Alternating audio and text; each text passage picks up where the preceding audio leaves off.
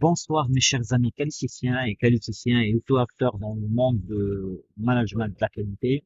Bienvenue toujours sur notre chaîne PHS Skills. Donc, on aimerait bien être à la hauteur par rapport à vos besoins. J'espère que la vidéo précédente sur les démarches d'amélioration des processus a été satisfaisante à vos besoins.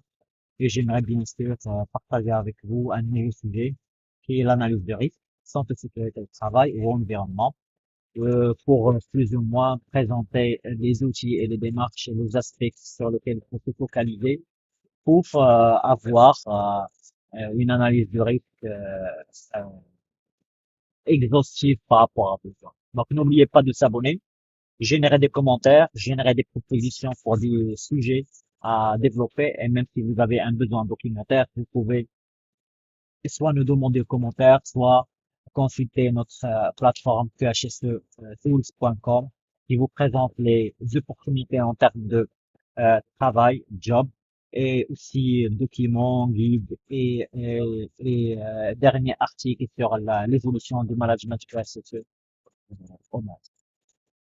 Donc, le principe de base d'une analyse des risques HSE, c'est la prévention. Bien sûr, c'est le respect de la réglementation. Elle est basée sur la transparence et la communication et toujours un sens d'amélioration continue puisque c'est un outil de générer des actions. Donc, bien sûr, quand on dit système management, c'est un système management, c'est une organisation qui met en jeu des ressources, que ce soit humaines, financières, techniques, des compétences, ainsi de suite, un savoir. Tout cela est présent en termes d'évolution de l'organisation du monde. C'est la concurrence, le marché, le personnel, le sécurité réglementaire, la maîtrise des coûts, les relations avec les autorités, la reconnaissance en termes d'éléments très importants. Et pourquoi faire? C'est pour répondre à des enjeux stratégiques de l'entreprise, notamment tout ce qui est rentabilité économique, respect réglementaire et judiciaire, organisationnel en termes de savoir qui fait quoi, meilleure utilisation des ressources via une réduction des risques et impacts santé sécurité au travail et environnement. Donc ça, c'est en fait les enjeux généralement qui se présentent par rapport à un système management HSE, ce qu'on peut présenter en termes de dynamique, c'est-à-dire il y a un contexte sur lequel on va générer une politique selon une planification des analyses des aspects environnementaux, des analyses de risque, générant des objectifs et des programmes HSE. Ce programme décrit les méthodes pour mettre en œuvre le plan, soit organisationnel, soit en termes de besoin de compétences, soit en plan de communication, soit en maîtrise d'informations documentées, et bien sûr tout ce qui est savoir pratique en termes de maîtrise opérationnelle, et bien sûr une planification par rapport aux situations d'urgence, aux capacités de réagir. Tout cela est accompagné avec un système de surveillance, un plan de surveillance et mesure. On mesure quoi? La conformité aux exigences, tout ce qui est événement fatal, accident, incident, près d'accident, qui vont générer des actions correctives. Bien sûr, le suivi des actions préventives générées par soit le SWOT management au niveau de l'entreprise, soit au niveau des analyses HSE. Bien sûr, l'audit interne, premier moyen d'évaluation de la conformité et il s'agit de la revue de direction pour améliorer la politique et ainsi de suite. C'est un effet d'entonnoir en termes de planification, c'est-à-dire on a une identification des risques qui va nous générer un certain nombre de risques pour les hiérarchiser, pour bien sûr traiter le prioritaire avec un système de pondération basé sur la maîtrise, la gravité, la dose, c'est-à-dire en fait l'énergie générée ou en fait l'impact ou l'énergie mise en jeu par rapport à cette situation dangereuse, la durée d'exposition qui détermine aussi la probabilité d'occurrence de la situation dangereuse pour générer des objectifs et un programme de management sur lequel on peut se baser en termes d'analyse. Donc, ça, c'est ce qui nous amène à définir ce qu'on appelle, c'est quoi un aspect environnemental et un impact. Un aspect environnemental, c'est en fait la partie de l'activité ayant une interaction avec l'environnement. Donc, c'est-à-dire, on approche, c'est la source de la situation qu'on va lui faire. Mais il sera significatif ou non significatif par rapport à son impact, par rapport à son résultat. C'est-à-dire, l'impact environnemental, c'est la conséquence euh, observée sur l'activité en termes de modification apportée, positive ou négative. Ok, ça c'est vraiment à définir l'autre partie puisqu'on parle HSE. Donc, la deuxième partie, c'est danger et risque. Danger, c'est une situation octroyer un potentiel de nuisance en termes de préjudice de personnel ou d'atteinte à la santé ou combinaison de ces éléments. C'est-à-dire, en autre mot, c'est une situation qui est permanente ou un phénomène permanent qui va nous donner ce qu'on appelle une situation dangereuse si on ajoute un élément humain. Et si l'humain amène avec lui, c'est quoi ce qu'on appelle une énergie d'activation, ça va se transformer en risque, qui est la combinaison de la probabilité et de la conséquence de l'événement dangereux spécifié généré par un danger. C'est en fait la conséquence, les répercussions par rapport, c'est la transformation du danger en situation dangereuse, en risque, et le dommage, c'est la conséquence observée en termes des éléments. C'est-à-dire, on a la source, la cause, c'est un danger, la conséquence, c'est l'atteinte, c'est le risque, et on ajoute la gravité pour avoir ce qu'on appelle le dommage, qui est caractérisé par un niveau d'âge. Donc, sol glissant peut générer une chute plein pied. Le risque, c'est la chute plein pied. Le danger, c'est le sol glissant. Donc, il y a une autre définition qui était spécifiée dans la OSAS 18001-2007 et qui est actuellement la ISO 45001. Donc, de tout événement professionnel lors duquel un préjudice corporel, un préjudice corporel ou atteinte à la santé, indépendamment de la gravité, ou un accident mortel qui s'est produit ou aurait pu se produire. Donc, cette définition peut englober les trois situations, c'est-à-dire un accident ou un presque accident sans répercussion sur la santé, mais aussi une situation d'urgence, une évacuation globale au niveau de l'entreprise. Donc ça, en fait, la partie de définition. Maintenant, c'est la méthodologie qu'on doit suivre pour faire réaliser une analyse de risque. Donc, identification des aspects ou de danger, sécurité, définir les critères, bien sûr, hiérarchiser et générer un processus dynamique en termes de hiérarchiser pour traiter les prioritaires. Et à chaque fois, on améliore cet aspect par une réduction de la criticité qui va nous générer des actions à réaliser. Donc, on observe un découpage d'activités illicites, identification des dangers, aspects, risques, impacts par rapport à chaque activité, mais ça va cerner le comportement, l'attitude, le danger d'origine externe, c'est-à-dire les entreprises extérieures, les gestion des entreprises extérieures, danger créé dans le voisinage, équipement, infrastructure, matériaux, modification, conception, espace travail, installation. La cotation permet de prioriser les risques et la mise en place de moyens pour générer le plan d'action spécifique. Donc, c'est pour ça qu'on a des activités, bien sûr, qui vont générer soit des aspects environnementaux, soit des dangers en termes de sources. Les conséquences, c'est-à-dire les impacts et les dommages. Bien sûr, la criticité, la criticité, c'est l'élément qui va prioriser les significatifs et les non significatifs pour leur traitement et pour les maîtrises, pour instaurer l'esprit de prévention au sein de l'entreprise. Donc, plusieurs méthodes donc permettent de faire une identification ou une analyse de risque, soit par procédé, soit par activité, soit par traitement. Donc, c'est un découpage selon lequel on peut faire. Cela, c'est l'élément qu'il faut faire, sur lequel il faut faire attention, bien sûr, c'est-à-dire, est-ce qu'il y a un fonctionnement normal ou un fonctionnement anormal? Fonctionnement normal, c'est-à-dire, on a toutes les conditions qui sont requises. Par contre, le fonctionnement anormal est le mode dégradé, c'est-à-dire, il y a une protection qui est enlevée d'une manière accidentelle. C'est pour ça qu'on appelle mode dégradé, mode accidentel, ou s'il va générer un arrêt de la zone, un arrêt de l'activité de la zone, cela s'appelle une situation de danger. OK? Donc, on va plus ou moins, plus ou moins traiter le cas essentiel par rapport à ces autres. Si vous voulez, on peut faire un petit exercice. Vous pouvez vous amuser et laisser les résultats aux commentaires ou au niveau de CQH c'est tout. Donc, garage du pont, situé en milieu rural. Le relais existe depuis 1968. Principale activité sans la peinture d'une cabine fermée au dehors ou en dehors pour les petites recherches par d'autant. vidange des moteurs et des boîtes, entretien et remplissage des circuits de climatisation, vente carburant. Et actuellement, ils ne vont plus le super faire la réparation de réservoirs qui ont été jugés trop chers. Donc, pour faire rappel, ça, c'est une situation en mode dégradé.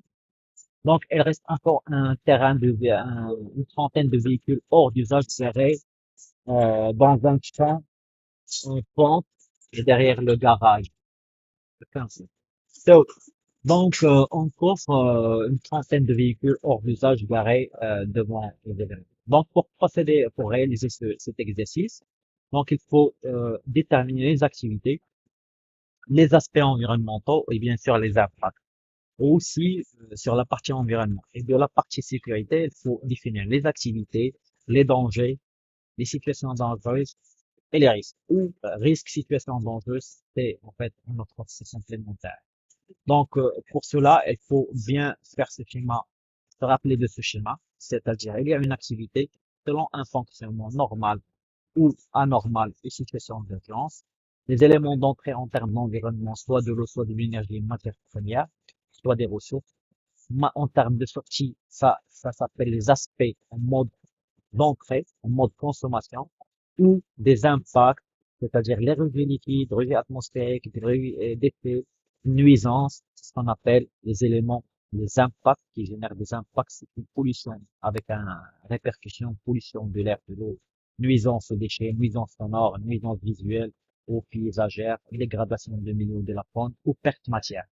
En matière de sécurité, c'est-à-dire on a une activité et cette activité présente des dangers mécaniques, physiques, chimiques, pour le travail, ergonomie, manipulation manuelle, manutention mécanique et ainsi de suite, qui va générer des risques, soit c'est des chutes, des coupures, attaques à la santé, maladies professionnelles, accidents, incendies, et des éléments, et qu'il y a des dommages. Et les dommages, ça, en fait, en termes de gravité du risque par rapport soit à la santé, soit à la valeur des entreprises. Donc ça, si vous voyez ces éléments, on peut soit les faire par un brainstorming, et par famille de danger, et donc famille de danger ou impact environnementaux. Par exemple, si on s'attarde sur la partie sécurité, donc on peut générer des familles par type de danger mécanique, physique, chimique, biologique, poste de travail, danger bâtiment, et aussi c'est-à-dire les fameuses machines, verrues, objectifs donc, sur la partie mécanique, on peut distinguer tout ce qui est esprit, machine, verri, outil, objet, machine, en rotation, et ainsi de suite. Physique, ça peut être un rayonnement, pression, température, bruit, électricité. Aussi, tout ce qui est chimique lié à la poussière, solvant, matière toxique, gaz, acide, base, désinfectant, ainsi de suite. Biologique lié aux agents pathogènes, bactéries, virus, allergènes, et ainsi de suite. Donc ça, c'est ce qu'on appelle les familles de risques. Bon, ça peut être aussi par poste de travail, climat, ambiance climatique, éclairage, tout ce qui est ergonomie, et bien sûr tout ce qui est bâtiment, encombrement, passage, liaison entre les niveaux, et ainsi de suite. Est-ce qu'on aussi peut, d'une manière bien présentable pour définir les situations et les dangers? Donc, par exemple, on a une situation de travail. Donc, la situation de travail peut présenter plusieurs phénomènes dangereux, un, deux, trois, mais cette situation de travail peut être dangereuse si on ajoute euh, l'agent humain. Et quand il y a l'introduction de l'agent humain, automatiquement l'introduction de l'énergie d'activation, et elle va donner, c'est-à-dire cela, c'est-à-dire phénomène dangereux, situation dangereuse avec une énergie d'activation dans un dommage. Et l'exemple est très clair que ça, c'est-à-dire on a un travail en milieu confiné avec une défaillance de la ventilation, c'est-à-dire en mode dégradé. L'intégration de l'agent humain donne une inhalation, c'est-à-dire qui a comme dommage une asphyxie ou danger, dommage au niveau de la santé. Et ça s'ajoute aussi une autre définition, c'est un risque aigu. Un risque aigu, c'est-à-dire là où il y a la survenance qui est soudaine, et en passage en termes de dommages, en termes de gravité, de la situation à zéro vers le maximal. La deuxième notion, c'est le risque chronique, c'est-à-dire la situation elle est répétitive, c'est-à-dire l'exposition à la situation dangereuse et répétitive qui va donner ce qu'on appelle une maladie professionnelle dans la durée. Donc, on arrive à ce tableau, c'est-à-dire un tableau exemplaire en termes d'identification des dangers, c'est-à-dire le secteur qui est lié au découpage, la catégorie de danger, chimique, physique, mécanique, la description de la situation de danger, par exemple, manutention d'une charge qui dépasse 7 kg par une seule personne, c'est-à-dire un risque il est chronique, ça va donner une attaque à la santé avec des lombalgies après. Donc, cela permet de voir ces éléments par rapport à...